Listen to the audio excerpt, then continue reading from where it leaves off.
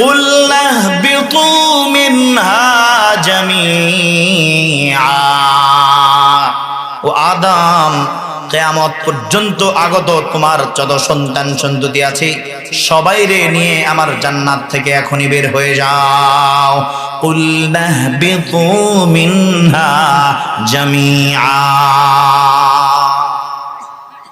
এরপরে রব্বুল আলামিন বের হয়ে যাও এই কথা বলার পিছনে আল্লাহ তাআলা বলতেছেন فَإِمَّا يَأْتِيَنَّكُم مِّنِّي هُدًى فَمَن تَبِعَ هُدَايَ فَلَا خَوْفٌ عَلَيْهِمْ وَلَا هُمْ يَحْزَنُونَ। আপনাদের মনোযোগ, আল্লাহ তাআলা কি বলতেছেন? ও আদম, এই মুহূর্তে এখান থেকে বের হয়ে যাও। কিন্তু মনে রেখো আদম, তোমাকে যে আমি আল্লাহ বের হয়ে যাওয়ার জন্য বলতেছি, বের করে দিচ্ছি। আদম মনে রেখো, তুমি আমার শ্রেষ্ঠ জীব, তুমি আমার শ্রেষ্ঠ সৃষ্টি। আমার তামাম সৃষ্টির মধ্যে তোমাকে আমি আল্লাহ বড় আদর যত্ন করে বানিয়েছি। তোমাকে বানানোর পরে আমার নূরের তৈরি ফেরেশতাদের মাধ্যমে আমি আল্লাহ তোমাকে সিজদা করেছি। আমার নূরের তৈরি তামাম ফেরেশতাদেরকে অর্ডার করেছি, আমার তামাম ফেরেশতা আদমকে সিজদা করো। তোমাকে বানানোর পরে তোমাকে ইলম শিখায়া আমি আল্লাহ তামাম ফেরেশতাদের সামনে গর্ব করে বলেছি, ও ফেরেশতারা শোনো, আমার আদম আমার তামাম সৃষ্টিজীবের নামগুলি মুখস্থ করেছে। সুতরাং এই ইলমের কারণে আমার আদম শ্রেষ্ঠ। ও আদম, এই আমি আল্লাহ তোমাকে এখন দুনিয়াতে নামিয়ে দিচ্ছি, তোমাকে দুনিয়ায় পাঠিয়ে দিচ্ছি। চির শান্তির ঘর জান্নাত থেকে তোমাকে আমি আল্লাহ এখনই নামিয়ে দিচ্ছি। এই শেষ মুহূর্তে আমি রব্বুল আলামিন তোমাকে একটা নসিহত করতেছি। ফাইম্মা ইয়াতিয়ান্নাকুম মিন্নি হুদা। ও আদম, দুনিয়ায় যাওয়ার পরে আমার পক্ষ থেকে তোমার কাছে একটা হুদা আসবে। হুদা, আমার পক্ষ থেকে তোমার কাছে একটি হিদায়াতের বাণী আসবে। আমার পক্ষ থেকে তোমার কাছে একটি পাথেয় আসবে। আদম, দুনিয়ায় ছেড়ে আমি তোমাকে ছেড়ে দেব না, তোমাকে দুনিয়ায় ফেলে দেব, কিন্তু তোমাকে ছেড়ে দেব না গো আদম। শোনো শোনো, তোমার এই মুহূর্তে আমি তোমাকে নসিহত করতেছি। দুনিয়ায় যাওয়ার পরে আমি রব্বুল আলামিন তোমার কাছে একটি হিদায়াতের পত্র পাঠাবো, একটি পাথেয় পাঠাবো। আদম, এখন তো জান্নাত থেকে বের হয়ে যাচ্ছ, আমার ওই হিদায়াতের বাণীটা যদি অনুসরণ করতে পারো, ফাইম্মা ইয়াতিয়ান্নাকুম মিন্নি হুদান ফামান তাবিআ হুদায়া। তোমাদের মধ্য থেকে, তোমার সন্তানদের মধ্য থেকে যারা আমার এই হিদায়াত, আমার এই পাথেয়টাকে অর্জন কইরা আমার পাথেয়টা অনুযায়ী জীবন যাপন করবে, জীবন পরিচালনা করবে, ফালা খাউফুন আলাইহিম ওয়ালা হুম ইয়াহজানুন।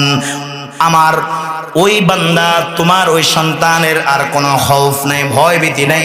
ওয়ালা হুম ইয়াহজানুন, তার কোনো টেনশন নাই। সুবহানাল্লাহ। কি বুঝলেন মুসলমান ভাইরা রে আমার? রব্বুল আলামিন একদিক থেকে পাঠিয়ে দিচ্ছেন দুনিয়ায়, আবার রহমত প্রবণ হয়ে পিছন থেকে ডাইকা বলতেছে, আদম পাঠিয়ে দিচ্ছি দুনিয়ায়, মনে কইরো না আমি তোমাকে দূরে নিক্ষেপ করে ফেলে দিয়েছি গো আদম। তুমি দুনিয়ায় যাওয়ার পরে আমার পক্ষ থেকে তোমার জন্য রাস্তা পাঠিয়ে দেওয়া হবে, হিদায়াত পাঠিয়ে দেওয়া হবে। ওই হিদায়াত অনুসারে যদি জীবন পরিচালনা করতে পারো, তবে তোমার কোনো টেনশন নাই, তোমার কোনো ভয় নাই। তোমাকে যে জান্নাতে সৃষ্টির পরে আমি রব্বুল আলামিন অবস্থান দিয়েছিলাম, আমি রব্বুল আলামিন আবার তোমাকে জান্নাতে নিয়ে আসবো।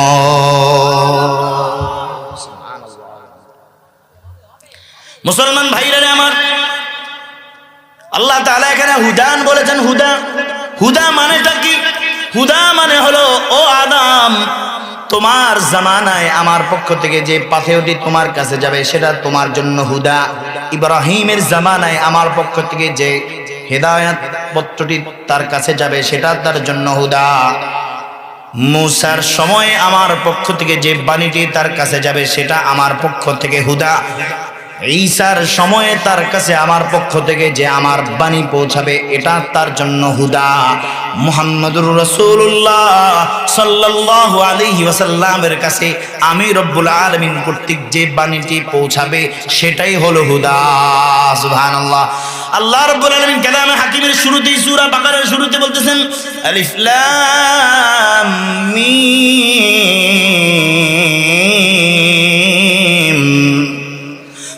যালিকাল কিতাবু লা রাইবা ফীহি হুদাল লিল মুত্তাকিন।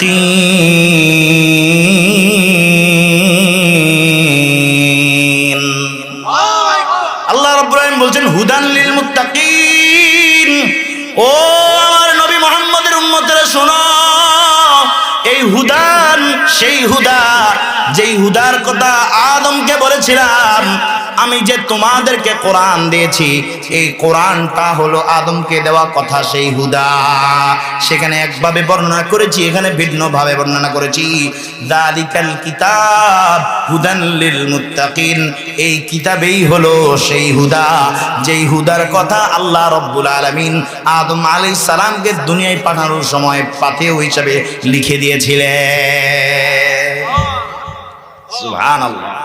তাহলে আল্লাহ তাআলা আদমকে দুনিয়ায় পাঠানোর সময় শেষ যে সম্বলটি তার সাথে সঙ্গী করে পাঠিয়েছিলেন সেই সঙ্গীটার নাম হলো কোরআন। সেটা আমাদের জন্য কি ভাই? কোরআন। আজকে আমরা কোরআনের মাহফিলে আসছি, আজকে একটা কোরআনের কারখানার মাহফিলে আমরা আসছি। সুবহানাল্লাহ। আমরা কোরআনের সাথে আছি। কিসের সাথে আছি? কোরআনের সাথে আছি। আর এই কোরআনের সাথে থাকলে কি লাভ? সুবহানাল্লাহ। কোরআনের সাথে থাকলে কি লাভ? আল্লাহু আকবার, আল্লাহু আকবার। কোরআনের সাথে থাকলে মানুষের দাম বেড়ে যায় অটোমেটিকলি। সুবহানাল্লাহ। কোরআন সাধারণ একটি কাপড়ের সাথে লাগার সাথে সাথে ওই কাপড়ের দাম বেড়ে যায়। একটি সাধারণ কাঠের সাথে লাগার সাথে সাথে ওই কাঠের দাম বেড়ে যায়। মুসলমান ভাইরা আমার, আল্লাহ রাব্বুল আলামিন যখন আমাদের জন্য কোরআন পাঠাচ্ছিলেন দুনিয়ায়, নবী মুহাম্মদুর রাসূলুল্লাহ সাল্লাল্লাহু আলাইহি ওয়াসাল্লামের কাছে যখন রব্বুল আলামিন কোরআন পাঠাচ্ছিলেন, কোরআন নবী আলাইহিমুস সালামকে 1450 বছর আগে রব্বুল আলামিন কোরআন দিয়েছিলেন। আর যখন কোরআন নাজিল হচ্ছিল ওই সময় এমন এক কঠিন মুহূর্ত ছিল, এমন এক কঠিন বাস্তবতা ছিল, তখন মানুষ ছিল জাহেলিয়াতের মধ্যে লিপ্ত। এত মারাত্মক পরিমাণের জাহেল ছিল, নিজের সন্তানকে নিজে জিন্দা কবরের মধ্যে দাফন করে দিত। নাউযুবিল্লাহ। এমন এক কঠিন মুহূর্তে রব্বুল আলামিন আমাদের নবী সাইয়্যিদুনা মুহাম্মদুর রাসূলুল্লাহ সাল্লাল্লাহু আলাইহি ওয়াসাল্লামকে কোরআন দিয়েছেন। কোরআন যখন অবতীর্ণ হচ্ছিল, কোরআনের সেই শুরু লগ্নের সময় রব্বুল আলামিন কোরআনকে যখন পাঠাচ্ছিলেন, সব মানুষ কোরআনকে গ্রহণ করতেছিল না।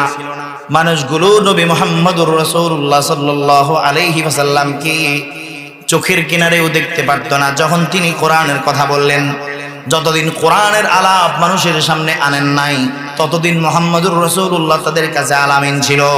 যেদিন থেকে কোরআনের বার্তা মানুষের মাঝে প্রচার শুরু করে দিয়েছেন, সেদিন থেকে মানুষ আর মুহাম্মদুর রাসূলুল্লাহ সাল্লাল্লাহু আলাইহি ওয়াসাল্লামকে আগের মতো হিসাব আর করে না। আল্লাহু আকবার। মুসলমান ভাইরা আমার, কোরআনকে সহ্য করা হচ্ছে না। কোরআনকে বিভিন্নভাবে কোরআনকে নিষিদ্ধ করার জন্য, কোরআনের আগমনকে বন্ধ করে দেওয়ার জন্য নানাবিধ ষড়যন্ত্রের মধ্যে তখন মানুষ লিপ্ত হয়ে গেল। এমনকি মুহাম্মদুর রাসূলুল্লাহ সাল্লাল্লাহু আলাইহি ওয়াসাল্লাম, যাকে রব্বুল আলামিন রহমাতুল লিল আলামিন করে দুনিয়ার জমিনে পাঠিয়েছিলেন, ওই রহমাতুল লিল আলামিনকে পর্যন্ত হত্যা করার জন্য মানুষ পিছনে পিছনে ঘুরত। আল্লাহু আকবার। এমন এক কঠিন মুহূর্তে রব্বুল আলামিন কোরআনকে দুনিয়ার জমিনে পাঠালেন।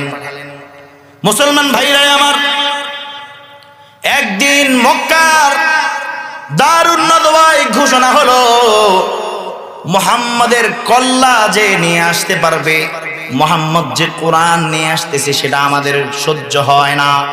মুহাম্মদ আমাদের